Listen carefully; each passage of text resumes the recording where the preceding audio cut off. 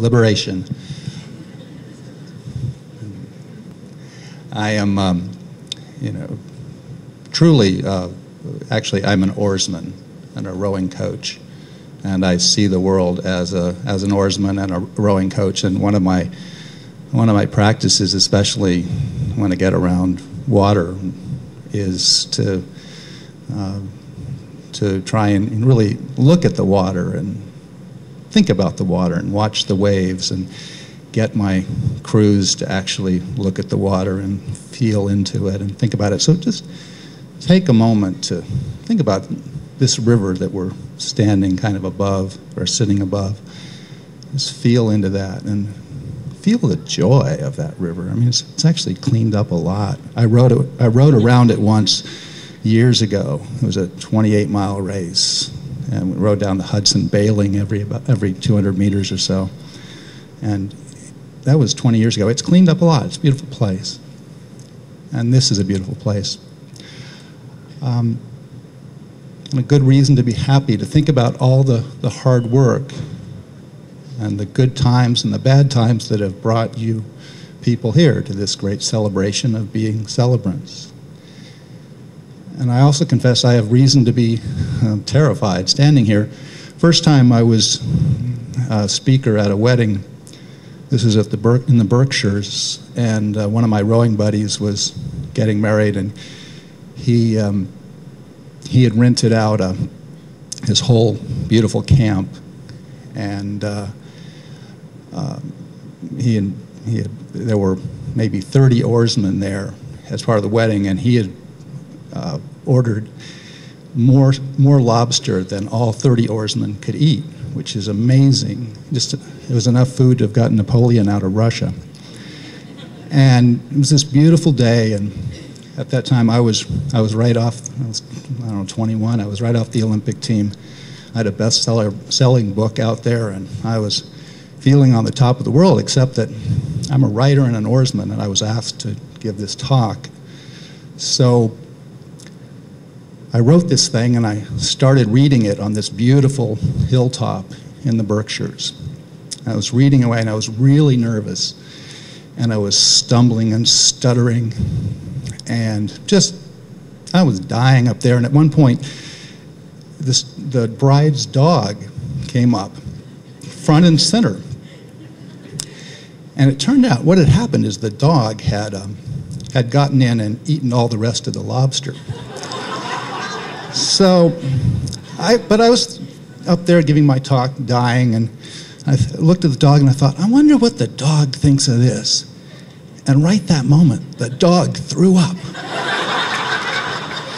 And I mean, this was like a scale model of the Berkshires coming out of this dog. And there's, what do you do? And I resolved, I was never going to get involved in speaking at a wedding after that. In fact, I didn't want to speak to anybody after that. And then fast forward quite some time, I was actually asked to be a celebrant in a wedding in San Francisco, and I was really excited. And anyway, at the time, I was trying to lure my sweetheart, Mary Bemis, who was the editor of Organic Spa magazine. Anyway, she lived across this river, and I was trying to get her to come to my river in Oregon. I live on the Rogue River in a beautiful spot, big rapid, but I live in a single wide. I mean, it's kind of, so I'm trying to say, hey, move from your beautiful place on the river to my single wide on the Rogue River. And I was getting there.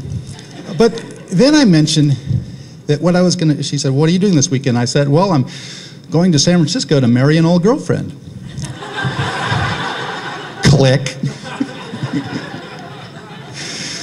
Anyway, recovered from that. Mary moved out 5 months ago, so things are good.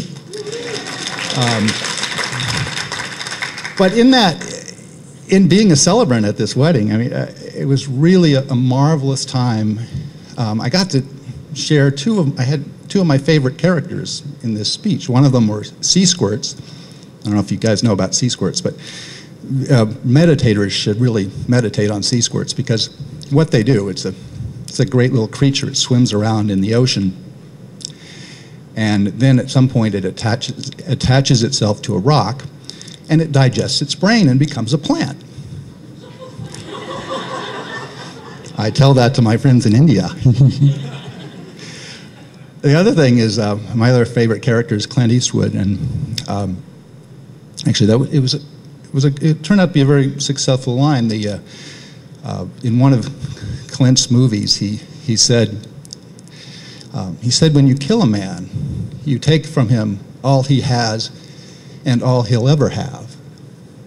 And you think, which gets a reaction in a wedding, but you think about, especially in a ring ceremony.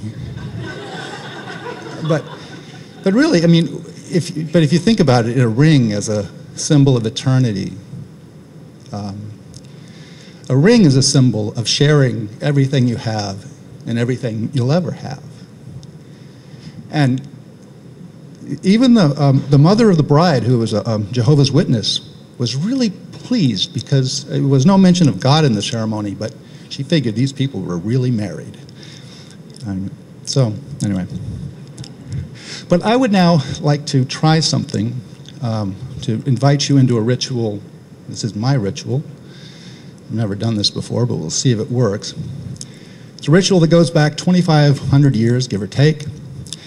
And all of the seats have to be filled for this to work. So if somebody could come forward, you can't have at least up front, you can't have any spare seats, so this just doesn't work. So this ritual actually goes back to the classic, to Greece in Athens in the classical period. In fact, it's the reason there was a classical period in Greece. And what the Athenians had figured out was that by integrating the legs into rowing, sitting on a sliding seat, you got your whole body into the thing, and that meant you could row in circles around the Persian fleet, which were just rowing with their arms and their back. And so the vastly outnumbered Athenians clobbered the Persians in the Battle of Salamis, and that's why we're not speaking Persian, or fewer of us are speaking Persian now. So this tradition came after it was forgotten for a long time.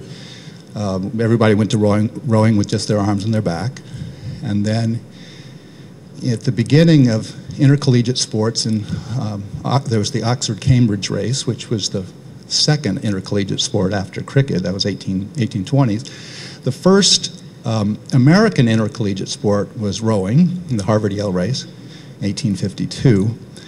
And it was in the 1870s, the Yale crew, which is my crew, figured out that, oh my gosh, we've got to get the legs back into that. And so what they did was they started taking oatmeal from the dining hall and putting it on these planks so they could lubricate the planks and slide on them, and they clobbered Harvard with this innovation. And it makes sense if you've tasted Yale's oatmeal. But anyway, so